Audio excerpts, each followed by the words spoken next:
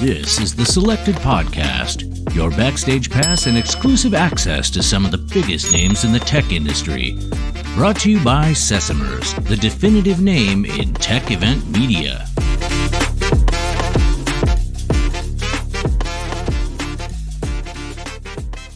Hi there, this is Ben from Sesamers, recording live from SIA Startups during SIA Paris 2024. We're having incredible conversations with innovators and leaders who are shaping the future of food. Today I'm thrilled to be joined by Beatriz Jacoste, Director of KM0 Food Innovation Hub. Beatriz is a passionate advocate for creating a more delicious, resilient, and sustainable food future. We're going to dive into how food is not only a necessity, but the most important source of energy for life, culture, and innovation. Hi, Beatriz. How are you doing? Hi, Ben. I'm overwhelmed by all this innovation surrounding us at Cial. Super excited to be speaking to you today. Thank you. Tell us a bit more about KM0. What is it that you do there? And also, what were you doing before arriving at KM0? I saw you were doing cooking lessons in Madrid some time ago. That was fun. Yeah, I came to this sector totally by chance. I studied diplomacy, international relations. So I was working in Berlin doing serious stuff with serious politicians, suited up men. And one day a week I would do volunteering at a food bank, and I really fell in love with the sector, and I started cooking with children to teach all subjects, all curriculum through food. And I've always been drawn to generate impact in the world, to improve things. And I perceived that working in food was my biggest bet, was my fastest path to generating that impact. So what started as an adventure, and an entrepreneurial adventure at home, cooking with children, transformed into what my life journey and my life career has been for the past 10 years. I've been studying the future of food for these years. Very convinced that this is the most important and impactful sector in the world. And currently at KM0, we are building the largest and top level global community of food change makers. So people doing good through their work, transforming food systems so that everyone can eat a delicious food without consuming the resources that we don't have. And what this takes and what it transforms in is a think tank, so a place where we study and we understand with these global experts what is really needed. Because if we don't have this deep knowledge and deep science backing us up, we will end up investing and innovating in the wrong paths. So of course we do open innovation, we generate business and investment opportunities between the members of our community, but we do believe that we need to take a step back and decide and create a consensus as to what future food we want to design and build. You call some of these members of your communities food heroes? Absolutely. I believe they are saving the world through food. So many of these members are scientists, farmers, entrepreneurs, investors, and they are choosing with their work, with their intelligence, they are putting it in a place that is really transforming the lives of others. So they are impact driven, and they are innovating in the areas of nutrition, in the areas of climate, in the areas of digitalization, but all for good, so that everyone can eat a healthy diet in the future. How big is the community? How many members or organizations are involved? We started with a community of 100 members. So there are different types of members. We have honorary members, so very smart people that are part of what we call our squad. This group of change makers. I think I interviewed some of your squad members. I know. I saw them around, and of course, they are very relevant and they are creating huge change. But we believe we need to bring big food into the conversation. So we can't only have startups, people that are convinced our obsession at the moment is convincing the unconvinced. So we know that we need to speak to where decision makers are. And many times these decision makers, they are not change makers, or they are not driven by impacts. They have to respond to their investors or to their stakeholders, and they have to generate results. So we have to start speaking a new language as to why do we have to impact, why do we have to change the world. It makes business sense. Among your think tank activities, one highlight that I'm a big fan of is your report. You call it food, or how do you call it? Futuristic. Yeah, Futuristic. let's say something. Yeah. Futuristic. Very nice. Great design. Great study. What is it? We have been publishing this report for the past 5 years. We realized that in our summits, in our think tanks, we gathered tremendous knowledge as to where the future should be going towards.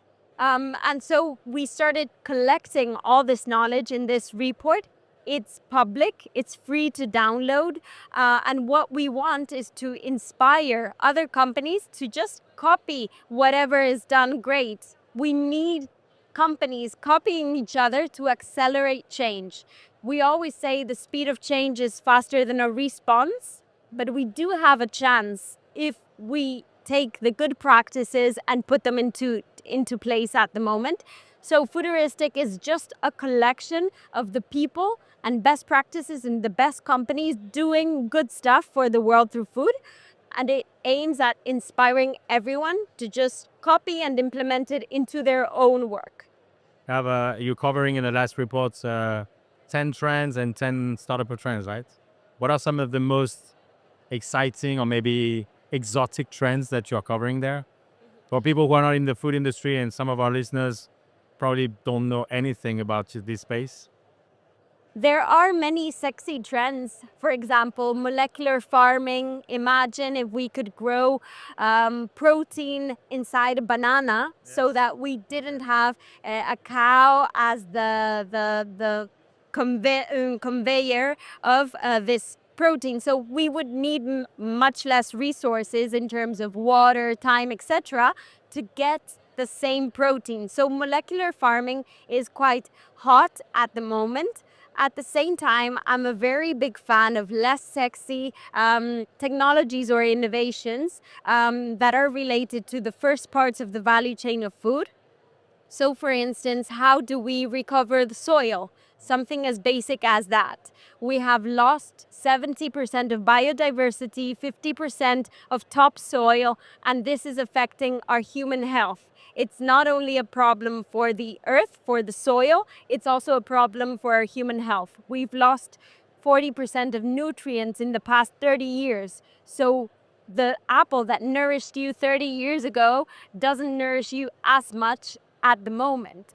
So technologies that can even be not digital, just knowledge, ancient knowledge, to recover and regenerate the soil are very exciting for us. This area is especially interesting because we are trying to cut down on the emissions that our sector generates. We generate more than 25% of greenhouse gas emissions, and livestock is greatly responsible for those emissions. So we are studying ways in which our sector could cut back on these emissions. And for example, if we have healthy soils and healthy oceans, we can sequester a lot of carbon. I think this is the beauty of our sector. We can not only can we cut down on what we generate, but we can absorb what all other industries are emitting. So we just need healthy soils that need less water and that will provide nutritious food. So sometimes this doesn't catch the headlines, but I am most excited about those types of innovations. So with these reports, somehow you are educating, you are advocating, you are showing what the future could look like. What about educating younger generations? I heard this very often in those conversations we're having here, that somehow people claim that they want to change their behavior, especially when it comes to the consumer, the type of foods we're eating, and then we just stick to the same thing. And so what I hear is that it's easier to change it for the next generation, right? How do you see this? You have a role there in that particular space with KM0? Absolutely. We have those top down strategies. So, what we said, speaking to these food change makers who are companies, investors, institutions, high level scientists, but we need to work with civil society. Otherwise, the innovations that we push into the market, they're not going to work because consumers are not going to have a context as to why is this product 20 cents more expensive than this other one. Okay, they're saying it's a regenerative cracker brand, but what is regenerative and why should I care, right? So definitely we need to take a stance in education, and we have a branch of KM0 devoted to education called Gastrogenius. We work with children and we give them food related challenges. Many times the CEOs of companies, they come to children and they say, hey, we need your help because we need to design the hamburger of 2050, or we need to figure out how a very delicious snack can also be healthy. So transforming these global challenges into a language they understand and empowering them to be part of the change. Because otherwise, really, we're just wasting our time designing things that future generations are going to have to incorporate if we want to have an impact. So we really need to make them part of the solution and listen to them. Another way to educate, to amplify, to lobby is doing events. So that's one of the reasons why we're doing this, is to show what the future could look like to the traditional industry. And I think it's working. You're doing it also with different events, and in particular, I guess the first one, or the one that I know about for several years, is F Talks, Food Summit. Tell us more about what you're doing in the event space. What is your vision in that particular area? It is the moment when our community comes together. So we have this global community of food change makers that are all doing great work around the world, but they come together in our events. And they come together twice a year, once in Spain and once in Mexico. So the Latin American community gathers in Mexico, and we showcase the best startups in Latin America. We bring them together with investors, with corporates. We try to generate more business opportunities than there would be without us. So that's what our summits are about. A very important part of our summit is also the think tank. So we don't want to only generate content and conferences and inspire. We want to generate change. We want to influence. So we create these closed door meetings in which everyone is bold, and they just put on the table what is not working, what are the bottlenecks, what should we do better. And this mix of very diverse agents, these stakeholders that have something to do amongst them, but that don't sit around the same table usually, really helps in getting a consensus, because there is no consensus as to what future we want to build. So we are trying to define what that future should look like by putting the relevant actors together. And many people who are not convinced come out of the events convinced. I want to ask you a bit more about your work with startups. You have an investment fund as well. Not exactly. We come from the food industry. So a company in Spain, very relevant in the food space. The original created- the company that started KM0. Exactly. They created KM0 6 years ago, and we invest through that family office. And we have 8 portfolio companies. But our priority at the moment is bringing more capital to the table. And how we are doing it is by getting associated VCs, so people who have smart money, much more than just the family office, because we can only move the needle so much. So we have 20 international specialized food tech VCs that listen to opportunities. So their change can become really exponential because we have that amount of capital available. And something very important related to capital as well is that we are the first multi-corporate organization that is putting money, efforts, innovation into the sector. And this is a joint alliance with other companies like the main dairy company in Spain, fish, ice cream, snacks, etc. So this is a joint effort where these companies, they invest in the startups and they also create industrial pilots and they start to actually work and put in place those innovations. How is it to operate something like that? What are the struggles or challenges as an operator to do this type of collaboration with different corporations? I'm just assuming that it's on the paper, it sounds like amazing, but it's also a challenge to create something like that. Absolutely. We need to go beyond the pilot. We're fed up of pilots that don't end up in commercial opportunities. Yeah. We need companies to treat startups as clients, as suppliers. We need to level up the discourse of startups as well, so that they are not seen as the strange, cool ones with which we do this innovation theater.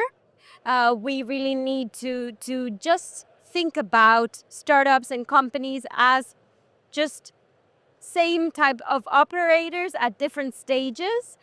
So that is one of the challenges to overcome. I believe we should stop speaking about startups and we should stop speaking about food tech. We are all in this together. We are just making sure we feed the world. And we should collaborate for that. Another of the challenges is the level of maturity in the innovation processes of these corporates. So some have been working for years with startups and they have structured methodologies and they also have investment arms devoted to these type of relations, whereas so many others, they don't have a structure and they're just learning. So it's difficult to put on the same table different corporates with those different levels of understandings of what it takes to work with these innovators. Do you think this is there's regional differences or aspects that are worth considering in terms of the maturity of the corporate innovation space? For example, what's going on in LATAM versus Europe or other parts of the world?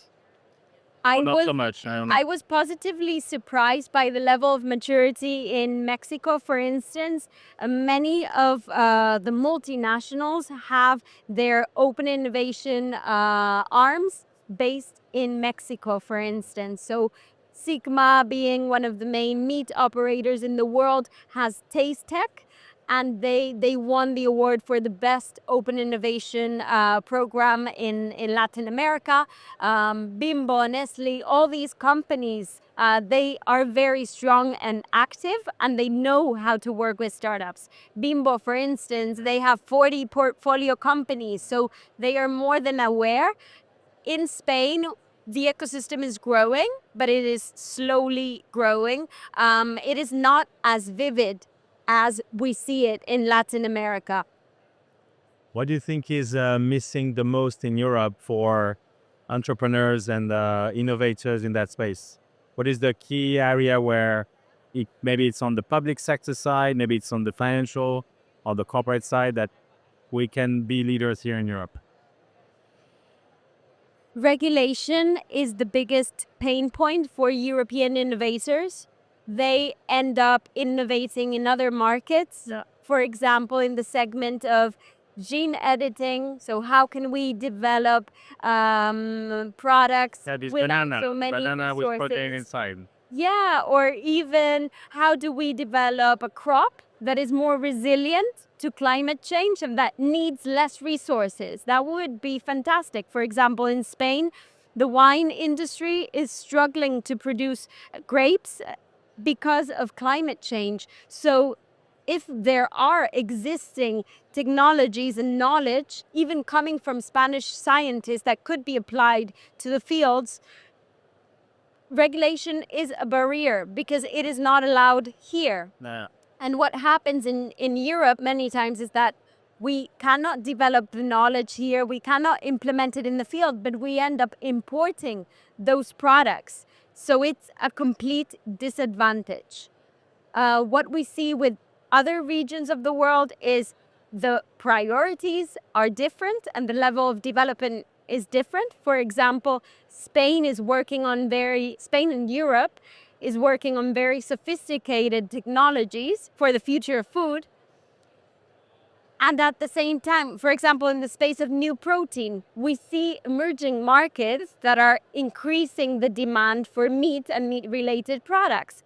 So the speed of change is going to be different in region to region, and we will have to work with that. But what is true is that only 20% of people in the world eat a healthy, varied diet. 80% of the world mostly sees on the plate the same thing for 3 times a day, if they are lucky and they have food on the plate 3 times a day. So for me, that should be the priority of the food industry. How do we shift the priority of creating more products, just focusing on yield, enhancing production, to how do we produce more nutritious food? How do we not only provide calories to the world, but how do we provide nutrients to the world? So for me, it should be a shared goal. Thank you. We are getting to the end of this conversation, but I'd like to ask you for something a bit more specific to yourself. I see you as a great public speaker. I see yourself building part of the brand of KM0 by being out there and speaking. And you do it very well. Do you have any advice for people in the industry, entrepreneurs, founders, in terms of how they can leverage events through public speaking? I know it's a question that wasn't really there, but I wanted to ask you. Well, with public speaking, I wouldn't know. I would say for entrepreneurs, definitely my advice would be fall in love with the problem, not with the solution. Yeah. So we see many entrepreneurs that have discovered this very sophisticated IPO, and they want to put all their resources all the time in this, but the market is not responding. So move away from that fast and just understand the real problem behind to develop a solution. And regarding public speaking and events, I think they're a great platform for you to get that massive exposure. In Mexico, for example, with our fair, when we brought 20,000 attendees to these entrepreneurs, to these Latin American entrepreneurs, they got so many commercial opportunities so fast. So I would say such events, they decrease the price you have to pay to acquire a new client. So it's a fast bet to get to where you want, instead of just being locked up in your lab, in your factory, or in your minds. Thank you. Where can people follow your work, learn more about KM0? Where can they find you online? Are you LinkedIn, TikTok, Instagram? What is your thing? I'm a big food geek. So if you want to read content related to the future of food, controversies, etc., I am very strong on LinkedIn. So you can find me with my name, Beatriz Jacoste, and you will find many interesting thoughts, and hopefully we can exchange some. But of course, KM0 has all the socials, and we inform there and update there on our events. So would love to enlarge our community, and thanks for this opportunity. It's a real great conversation. Thank you so much, Beatriz, for your time. Thank you. We're recording live from the SIA Startups at SIA Paris 2024, where some of the best startups and innovators are gathered. And we're actually about to host the coolest food tech party of this event ever, just here in 15 minutes. Thank you to everyone involved, the SIA team, the Sesamers team, for making this podcast possible. Don't forget to subscribe to the selected podcast to keep up with more conversations about the future of food, innovation, sustainability, and entrepreneurship. And see you soon on Sesamers.